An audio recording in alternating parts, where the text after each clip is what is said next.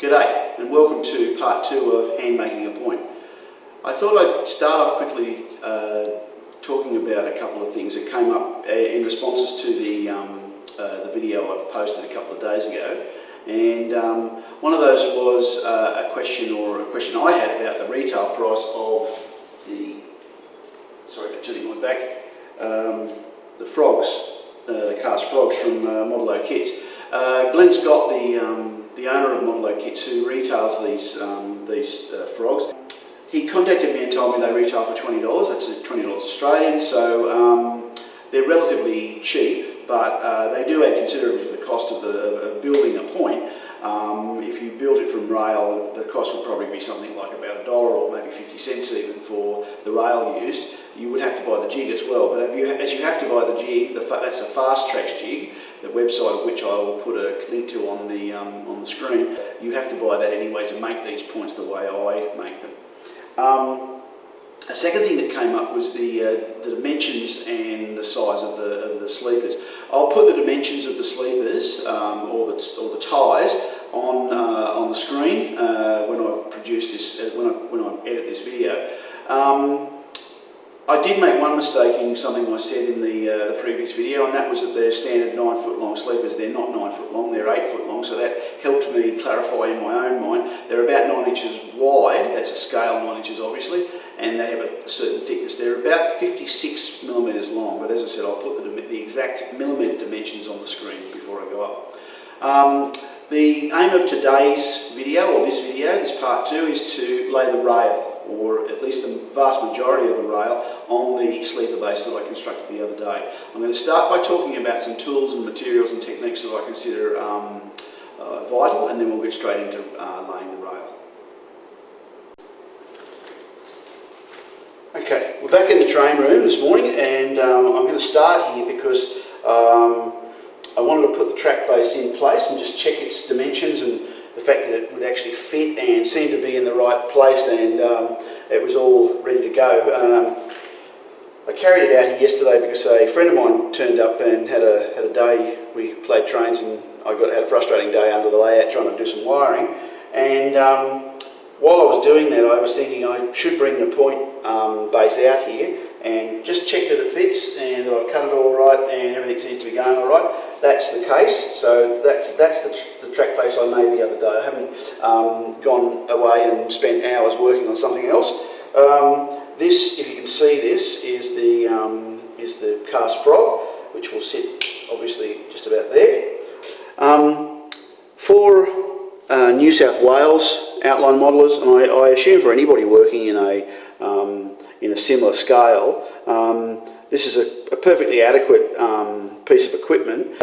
Generally speaking, this will ease considerably the need, the construction of the point, and the need to be as precise as you'd otherwise need to be.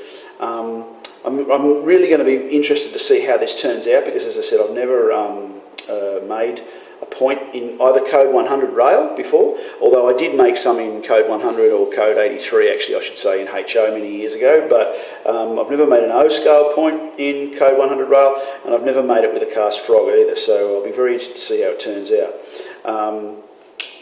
I'll pin this down onto the track base the same as every other piece of rail, so it'll be I'll lay in the straight stock rail first.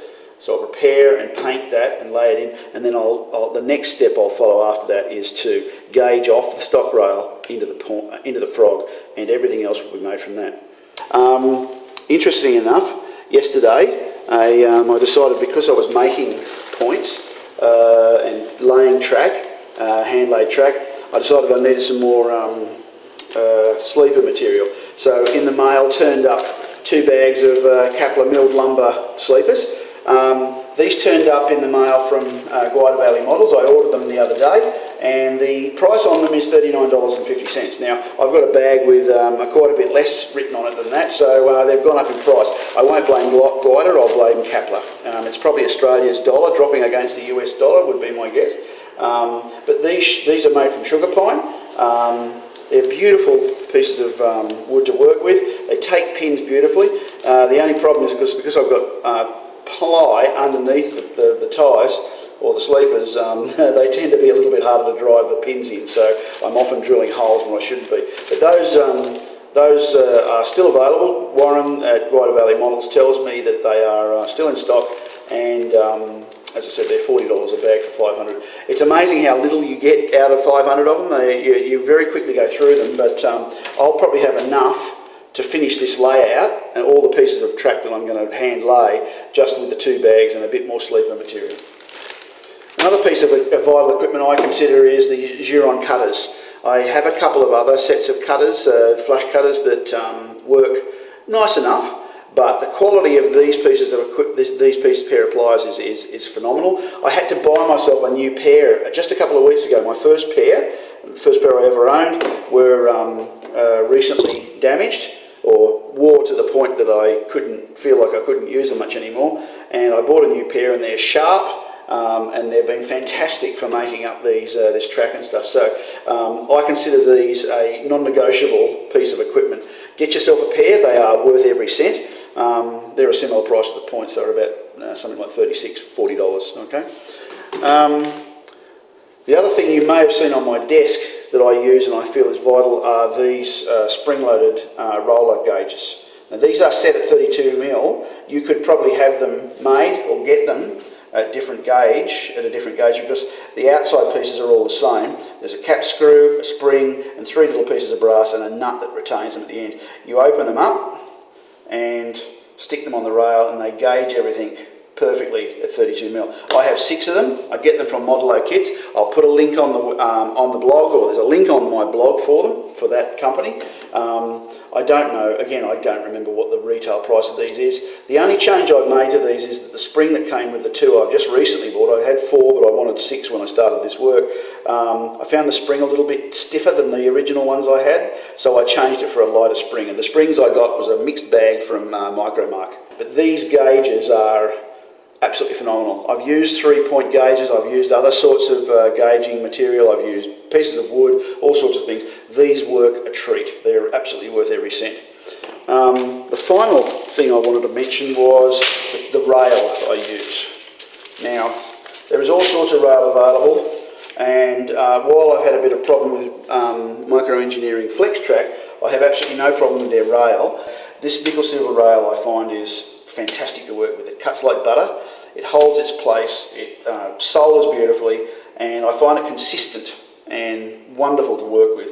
So in this case I'm using K100 rail, as you may be able to see on there. It's non-weathered. I paint my rail before I lay it on the sleeper basis, so I would strongly recommend you get yourself a bag of some preferred rail. You can get this at Modelo Kits, or you can get it directly from Micro Engineering. I'm sure there's other sources as well. Okay, now the next step is going to be cutting the rail roughly to length. There's only about 8 pieces of rail you need for this. The straight stock rail, the curved stock rail, the closure rails or the switch rails, which sit in here, and then 2 pieces that sit there, short exit rails. The only other 2 pieces, that's 6, the only other pieces you need are the check rails that sit next to the frog, either side of the frog. So you can make a point with essentially, by cutting up and filing 6 pieces of rail. If you've got a cast frog, you've eliminated probably 80% of the difficulty. The difficult part is in the frog. So what I'll do is I'll move inside, we'll cut some rail, and then we'll do some filing and grinding. Okay, back inside, I have my some of the tools I'm going to be using in front of me. You probably noticed in the first part of this video this gadget here. This is a track curver that Fast Tracks produces and really sells. A friend of mine quite a few years ago who has one of these said, "No, I bought it, can't see any use for it." I don't use it. It's not a tool that I would describe as absolutely vital, but for one particular step in this process, it's quite good. And I've just discovered, having opened that pack of rail, K100 rail, that all the rail has sets to it, which means that it all has a slight bend to it.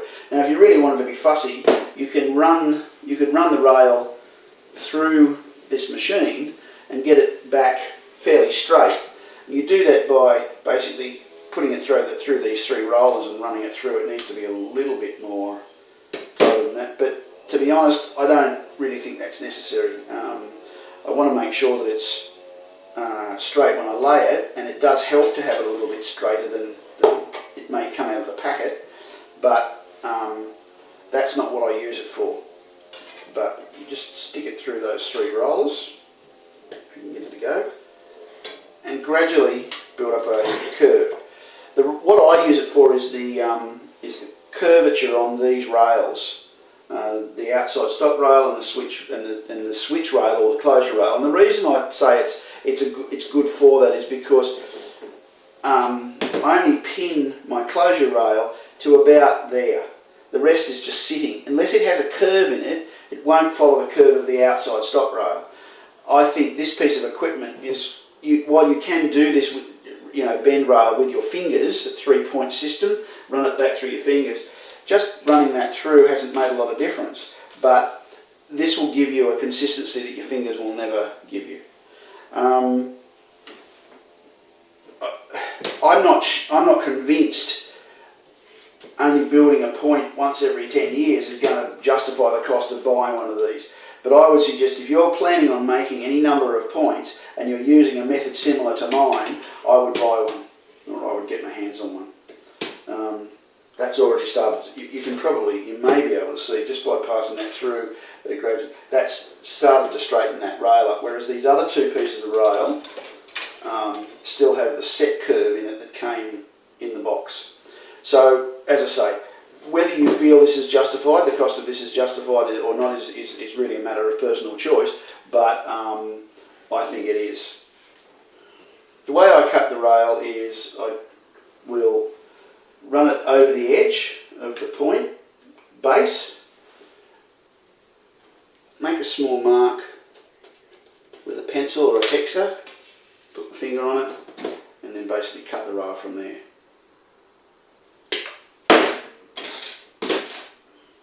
That's it. Just run it about maybe a centimetre over the base on both ends. You want it overlong. Don't waste rail. A centimetre or maybe a centimetre and a half is enough. Maybe half an inch is enough. But I want to make sure that I've got plenty of overhang, but I don't want to waste it either. The cast frog is there. I've got that. So the two closure rails need to run up to there and down to about here. So I make it about, just go past there by about an inch and then just cut. And I may be able to get the 4 pieces I need, the 4 longer pieces of rail out of these sections I've got in front of me. Yeah, that's plenty. Just cut it about there. So there are the 4 pieces cut for the 4 main sections of rail that you need. Again, taking a rough guide from the frog. Make a small mark. That piece of rail there beyond the frog. So those are the main sections of rail. You also need a check rail from there. There are no check rails actually marked on this template, but your check rail needs to start just beyond the frog and go past the frog, so it needs to be around about, let me see if I've got a ruler here, it needs to be around about 9 centimetres long. And as those packets of rail come in packs of 33, you've got enough to make 11 points really, and this is a big point. I mean, it's a number 6 point, it's quite a long, and I've actually extended it beyond there, so 3 pieces of rail is more than enough to make a point. You can make at least 11 points out of that pack, so that's good value when you think about it. Just as a by way of mentioning, you'll have to excuse the noise in the background. Both my neighbours are having their lawns mowed this morning, so that's a whippersnipper going next door. Because I want to get in a bit closer with this part of the video, because you need to be able to see what I'm doing. Okay, so up till now everything's been fairly rough and ready. The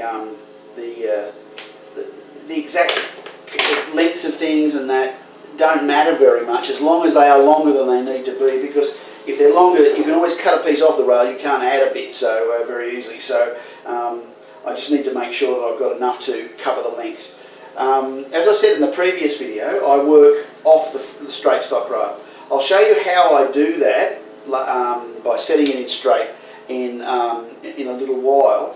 But before we can go any further, I need to do two critical things. I need to grind the heel off the track here, and I do that in the shed on a bench grinder I've got, or a disc, a strap sander that I've got in the shed. And I need to do the heel of the point. Now just, take the heel off the rail, the bottom of the rail here. To do that, I need it to be exactly in the right place. And for that purpose, I need to make sure that heel that's just in here, I need to make sure that I'm grinding it in the right spot. Now, at this point I move to a marker pen, one of these Artline marker pens. Using the code 125 point as a guide, you may be able to see that, let me get a pointer here, a pencil. You may be able to see that the heel of the switch rail is right here.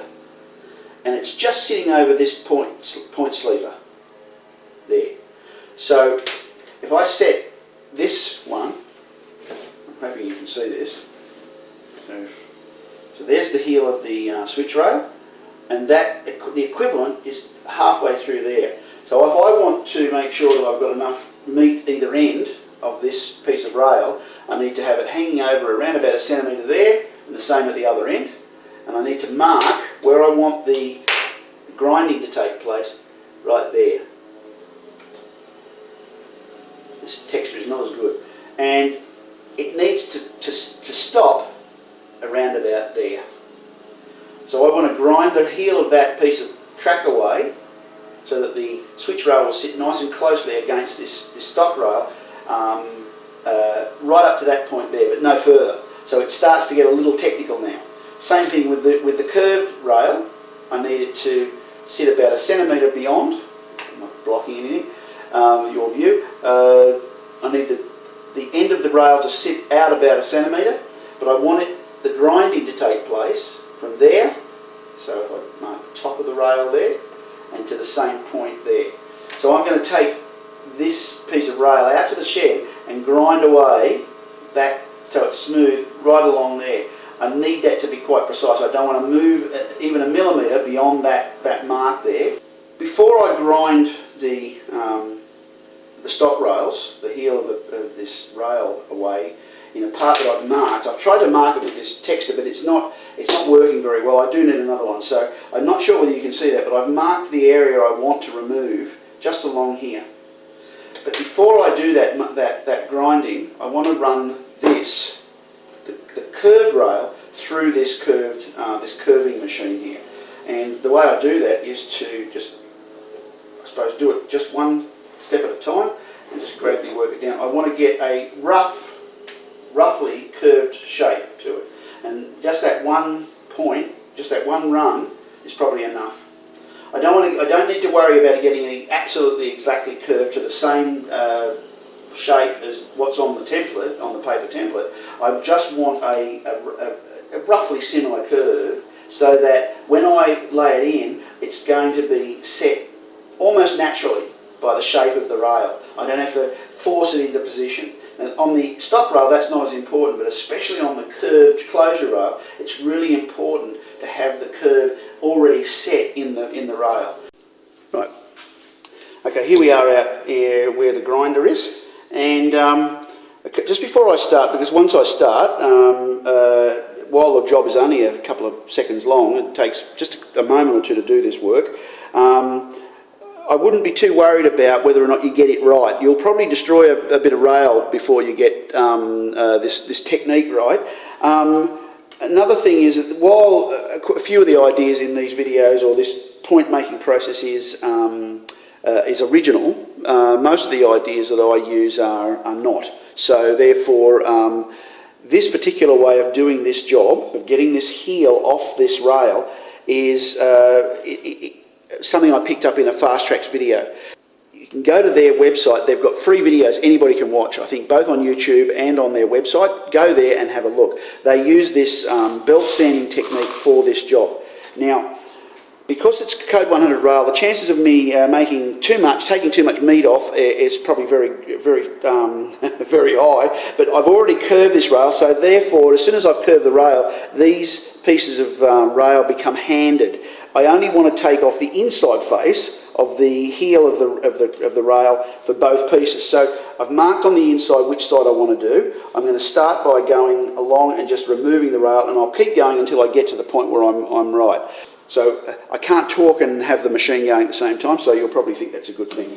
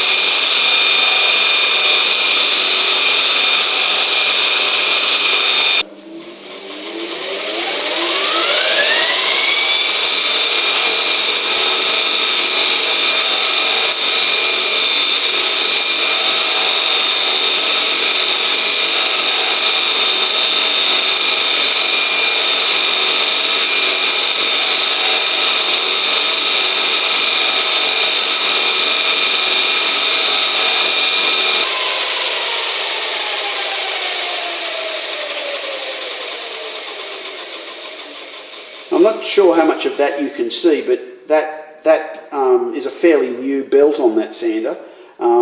It takes the material off at a rate of knots. There's absolutely no pressure at all in very lightly pushing that rail up against the belt there.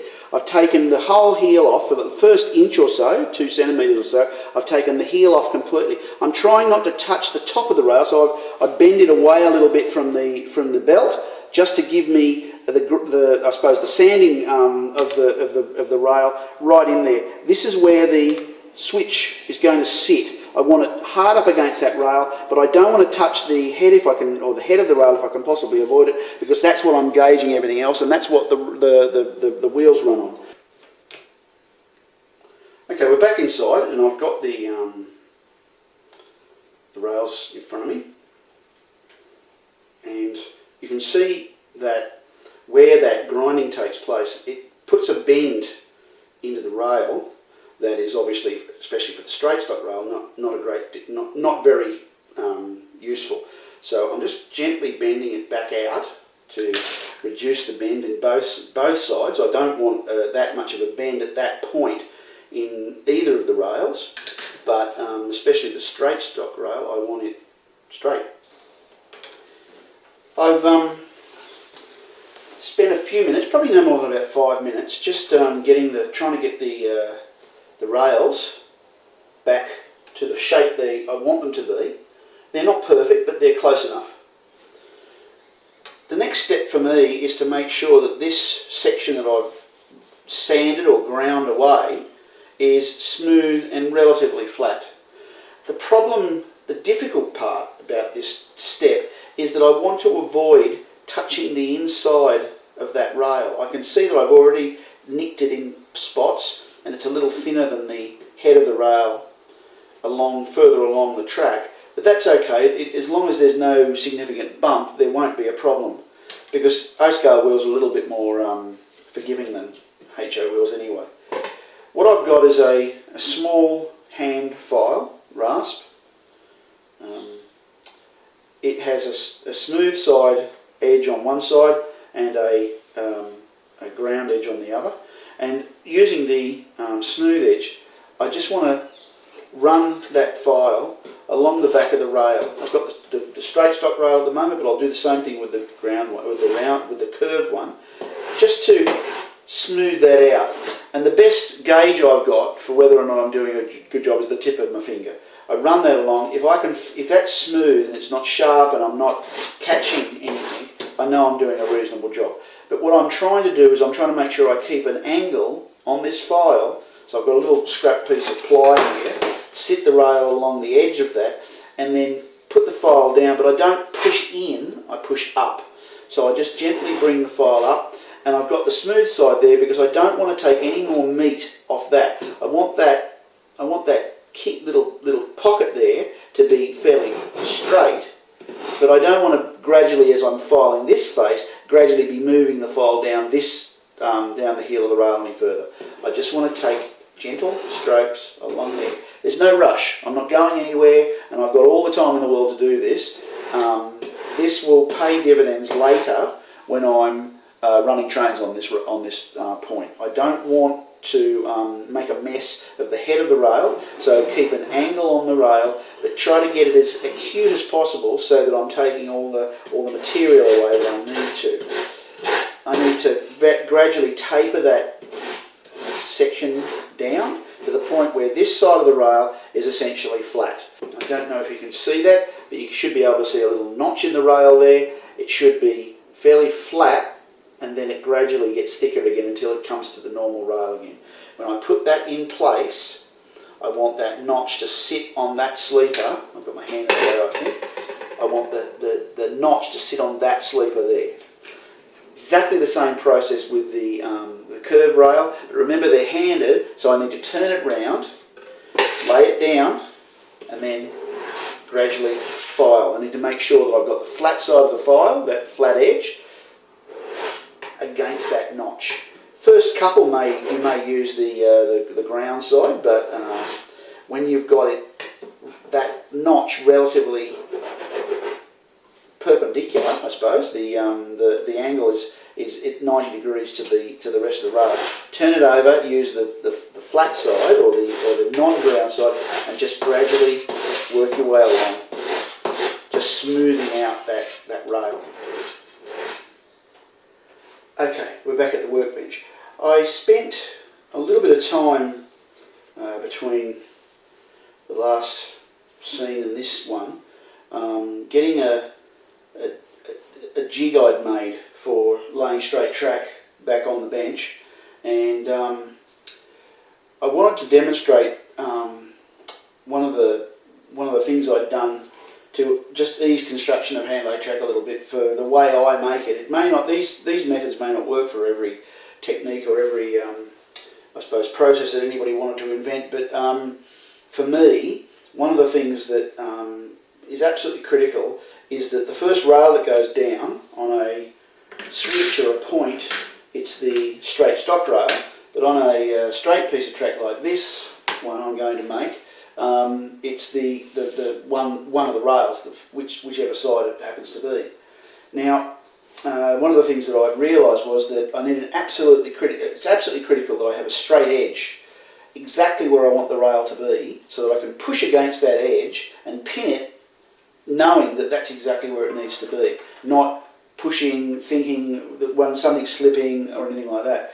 So what I did was I cut up a plank of 12mm ply. This is a slab of 12mm ply. It's 1.3 metres or 1.35 metres long, so it's a little over 4.5 foot long, and it's around about, I guess about 5-6 inches, 250, 220 mil, 210 mil wide. It has a highly sophisticated method of holding this straight edge, this steel rule, against this piece of track. There's a piece of 4mm ply, which is exactly the same ply that the track base is made from. There's a piece of 4mm ply, which is about 2 inches wide, 5 centimetres wide, screwed to the centre of this plank of 12mm ply. You push the track base up against it, giving you a solid, hard edge to push against. Now the problem is that if you leave it at that, you don't have a flat surface upon which to lay the straight edge. So I've laid out at random points, well, you know, reasonably random, some sleepers that are exactly the same sleepers as this.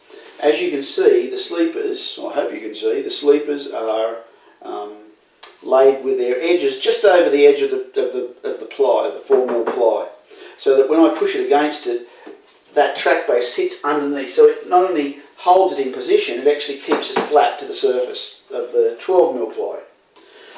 Because these sleepers are the same as on the track base, I can then lay the straight edge on those two surfaces, mated surfaces, so that they are, so that it's absolutely dead flat. How do I stop the straight edge moving around? Well, you may notice there's, whether you can see this, it's a bit hard to tell, there's some pins, some track pins, that they're micro-engineering, small track spikes, stuck in the sleepers along here at various points that are just at the right point, so that when I push a piece of rail up against that straight edge, its bottom edge sits against the heel of the rail, and I can pin along this side knowing that that's exactly where the rail needs to be. Now, because the point, if I take this straight track away and put my point in the same location, and put this, because I know this edge is straight, or relatively straight, it's the same thickness, so it'll all work. But the problem is the rail is that rail is further back than the straight track.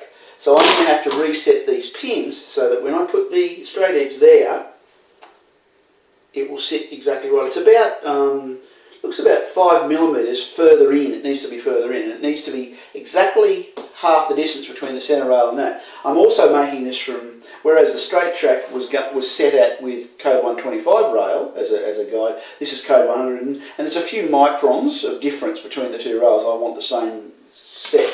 So what I'm going to do is, I'm going to take a piece of, you know, spare code 100 rail that's relatively straight. I'll straighten it up. I will pin this, and I'll make marks on the sleepers, and then I'll make some pins, put some track spikes at the other side of the.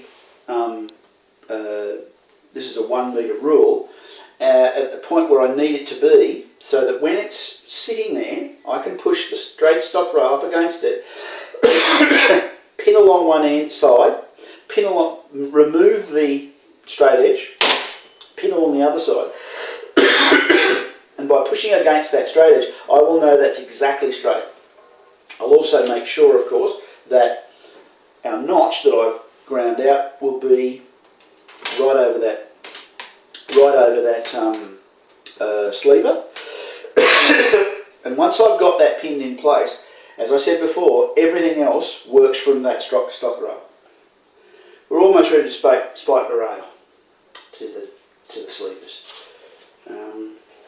I use micro-engineering rail spikes, the small ones, not the micro ones. I find them almost impossible to see.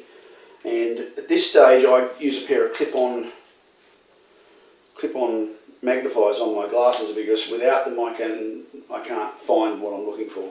So I've made my pencil marks. The straight edge is sitting exactly where I want it. What I want to do is I want to make sure that if I push against it, it's not going to go anywhere.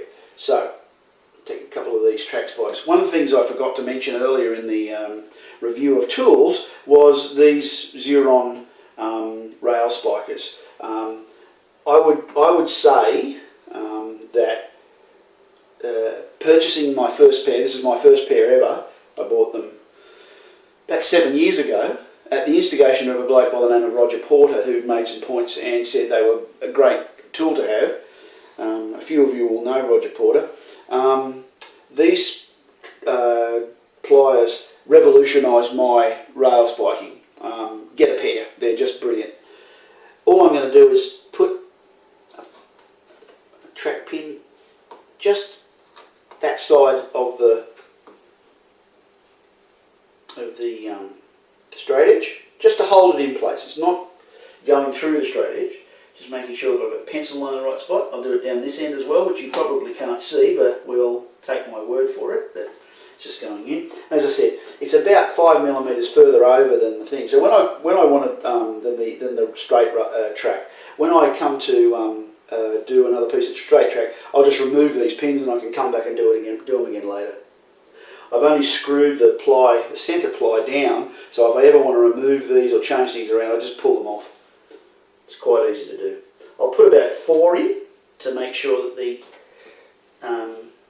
ruler, the straight edge, is held in place along its edge, not just in 2 spots. Nope, that one bent. That's the problem with using ply underneath the sugar pine sleepers. It's a little bit tougher than it, and if you're not careful it will bend. Sometimes I drill holes, but at the moment I'm not. Okay, so now what do we have? We have a straight edge against which I can push my stock rail, which if I can find it, that's the straight one there, I can push my straight edge up against it and be certain that it will be in exactly the right position. Before we can go any further with making the point by spiking the rail to the track base, I like to paint the rail sides so that I don't have to paint them after they're spiked. This seems logical to me. I've never seen anybody else in any descriptions I've ever come up against or come across describe painting the rail before they spike it down, but I do. And there's I suppose just one thing to watch out for. It's that you leave a couple of spots to make it easier for yourself to solder at various points. I tend to pick about them on these stock rails, which are the 2 pieces of rail at the front here, the long pieces. I tend to pick a spot on the outside face, about halfway down the middle, about the thickness of my thumb. I don't paint. I don't paint the last centimetre, ½ inch or so, and I don't paint anywhere near any of the face where or the spot where I've ground the web or the foot of the rail away, because obviously I want the switch rail to sit in that notch, and I want a little bit of electrical contact. I don't rely on that for electrical contact, but I like to be able to, I like to add to the contact. Every piece of rail will have a piece of wire soldered to it at some point. I'm not yet ready to paint the switch rails because I want to file the switch end into those, and I'm not yet ready to paint the check rails. These 2 here are the check rails. These 2 are the little wing rails or the little pieces of rail that stick out the end of the frog, but I am ready to paint the frog. So what I'm going to do is I'm going to go ahead and paint these off camera. I won't bother going through and I'll just show you quickly when I come back where I've painted. Now what I've done is I've painted one side of this curved stock rail. I've left the end unpainted. This is the outside face. Just a little patch in the middle and another section at the end. Now I may use rail joiners, or depends on what's going on at the time, but I like to leave a little bit at the end because in case I want to solder it or whatever, that's to solder a wire to. And basically the rest, if I stick the paintbrush in the right way, the rest is basically painted except for the part where the closure rail or the switch rail will contact the point, which is right across there. Start about there and just run it down. I'm not too worried about getting paint on the top of the rail. I will remove that with a sharp blade, just run at an acute angle across the top, and then I'll run a track cleaner across it and clean it up in no time. This way of doing the painting or the colouring of the rail I don't like. I've tried gun blues and I've tried different stains, blacken it and stuff like that. I don't like the way the results come up. I just don't like the colours, and I like the colour of this rail brown. I like the rich sort of browny colour of it rather than rust. I don't want a rusty colour. I don't like reds, too brightly red, and this gives me the results I want. Okay. Okay. Welcome back. I've managed to pin right along this piece of rail, the straight stock rail, and it's now in place and permanently positioned. It's still yet to be connected up to a piece of wire that will drop down along the back, somewhere along here, and it's yet to have the top cleared. But aside from those 2 points, or those 2 items, it's essentially permanently in place. As I've said earlier, this rail forms the datum point for everything else that I'll put on the track base. The next step after the stock rail, the straight stock rail, I tend to take is to put in place the frog. Now, as I'm using a casting in this construction, I'm working around the slightly less flexible conditions that a cast frog gives me. The key point I'd like to make, or the key step I'd like to make sure I take, is that both ends of the frog casting, because the frog is actually that section there, the 2 ends are over the top of a sleeper and are supported properly by material underneath. There's not going to be any rail joiners or anything connecting these pieces of rail, the closure rails that come off this part, or the wing rails that come off this part. They're not going to be connected physically. As a matter of fact, I'll have a piece of styrene. I'll cut up a little section of styrene, and they will form between this, much smaller than this obviously, it will form a barrier, a physical barrier between the frog casting and the bits of rail beyond. So the position of that casting that way is determined by those 2 sleepers. The position close to this rail is determined by the gauge of 32mm, which is the gauge of the track I'm making. I'm just making sure that it's positioned along where I want it, along that way. And once I've got the position, all I need to do is pin it. There's no guessing, there's no measuring. All I need to do now is pin it in place. And as I haven't got my flip up magnifiers on, I can't see what I'm doing, so I'll just put them on.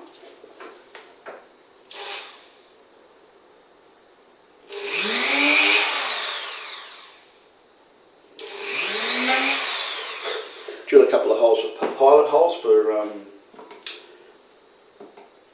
spikes. I'm going to spike this down just very, very lightly so I don't shift the frog around. I'm trying to be very careful not to move it when I'm spiking until I've actually been able to get a few more pins in there. So these are the initial pins that I'll use to just hold it in place. And with this frog casting, I will pin every sleeper. Before I go any further, I just want to check I've got it it's over the rail.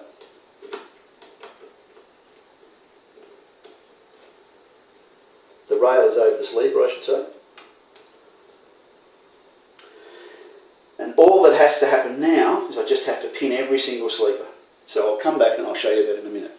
Okay, now I've pinned 6 pins in to hold the frog where it's meant to be.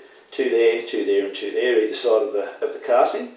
I'm going to put a pin into these rails as well in a few moments, but before I do that, I just wanted to check with my micrometer here that these are right, and I've done that already, and they show me that within 0.02 of a millimetre, the rails that emerge from the front casting are where they're meant to be. I did a little tiny bit of bending, but if they're more than around about 0.1 of a millimetre out, you would need to lift the pins and move it. I wouldn't be bending the rail that comes out of these, the casting wheels. If you do, you'll get the kinks in the tracking of the wheels. So that frog is now where it's meant to be. The critical points, I'll repeat, are that you get the frog positioned lengthways on the template or on the base when both ends of the frog casting are supported, and crossways, or laterally I suppose, is that way. This way across is positioned by some sort of rail gauge. These are 7mm or 32mm gauge roller gauges with a spring-loaded action. All right. The next step, really, after this, is to position the curved stock rail. Now, why would I go to that one next? Because now I have the two endpoints to which I would use to set its position. This end is positioned here from the frog casting. The datum is the straight stock rail. That's the position of the frog is taken from that. Then the position of the curved stock rail is taken from the frog at that end. At this end, the other end, it's taken from the straight rail. You use the gauges across the track, and that's basically where it's meant to be.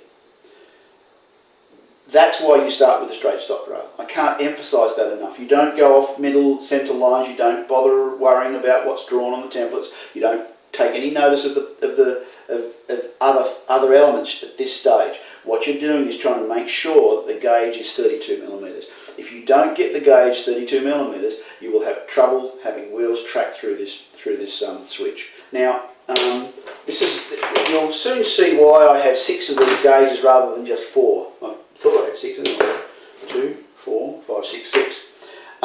It's because I like to have plenty of spots holding it together. Now, as you can see from this piece of rail here, it's bent in a way that doesn't match the bend in the point. And while that's not a huge issue, it's better to have it closer. There's still a lot of bend where the belt sander took the material away from the stock rail here, so that needs to be a little bit straighter. The point is an interesting structure, or the switch is an interesting structure, in that the only curve in the point itself is from the frog to the heel of the switch rail, which is these 2 points here. This bit here, leaving from the frog out to the adjoining track, is straight. The track from here to the adjoining track is straight. The curve is this bit here. So while I want a curve, I don't need a curve in this section here or the end here. So I want the curve in the centre, and I want it to be relatively smooth, and I'd like it, if possible, to be able to put this track down, or put this rail down, and have it sitting where I want it roughly. Now I can see that there's a bend, a sharp kink right here. So what I'm doing with my fingers is just trying to ease that out a little bit. I still want a curve, but I want it to be fairly gentle, and I want it to match the curve in the rail, in the template, if I possibly can, as far as is possible. This bit here is straight. So what I'm going to try doing is just putting some track gauges. This is why I like these gauges. I can move them on the rail. I don't have to pick them up and shift them. I can roll them along, but they also have a slight clamping action, so they hold the rail in place. Now these are 32mm apart. I don't have to check anything. I don't have to measure anything. I can see the sleepers sticking out a little bit further on this side than that side, but generally speaking, I'm quite happy with the positioning of the rail. It's where I want it to be. Now beyond the heel of the stock rail, the heel of this notch here, it immediately starts to bend. But from here to here, it's actually straight. Now there's 2 ways I can do this, or hold the rail in place. I can put the wing rail in, which I don't want to do yet, because I don't want to start mucking around with, styrene gaps and stuff. But what I want to do is I want to just do some checking. So I'll put a clamp there, and a frog's position, which has to be exact, to position this rail. And I'm looking along the curve to see whether I'm happy with the I suppose the radius of the curve, whether it looks as if it's consistent enough to do what I want it to do. From here, just as at a quick glance, it looks reasonably good. It looks straight here, but it follows the line that's on the printed template quite well. We're really starting to make some progress now. Frog's pinned in. This end is pinned based on the gauge between these rails off the frog casting and this section of the curved stock rail. This end's not pinned yet, but as you can see, I've got 3 track gauges sitting there, and I'll pin this section, this straight section, up to the heel here. I'll do that next, based on the gauge from the straight stock rail straight across to the other side of this curved stock rail. I'm quite happy with the curve in this piece of rail now. While I don't pin exactly where that printed template tells me to, it's got a reasonably smooth, good, gentle curve, and it leads into the frog and out of the point at the heel quite smoothly. I can see from looking down the line that that's basically where it is. As you can see, I've put these little wing rails in here at the end, right at this end, ready to be pinned in. And I'll do that, leaving a little bit more of a gap than I need for the styrene barrier that I'll put between those rails. I'll cut tiny little pieces and glue those with super glue in there. I'll put them in, and then I'll tap the end of that rail, and even with the pins put in, it'll draw them in. I'll cut the styrene into little tiny pieces and glue those in later. I've essentially finished this section of the track lane because this has turned out to be a fairly complicated section of rail to lay, and I want to leave this part 2, with a re-emphasis of the need for straightness on this stock rail, and the fact that it becomes the datum for everything else you lay. As you can see from what I'm doing now, everything else comes from the frog comes from the stock rail, the curved stock rail comes from the frog, these parts come from this rail. It all sets itself up from that rail. So I think I'll leave it there for the moment and say thank you for watching.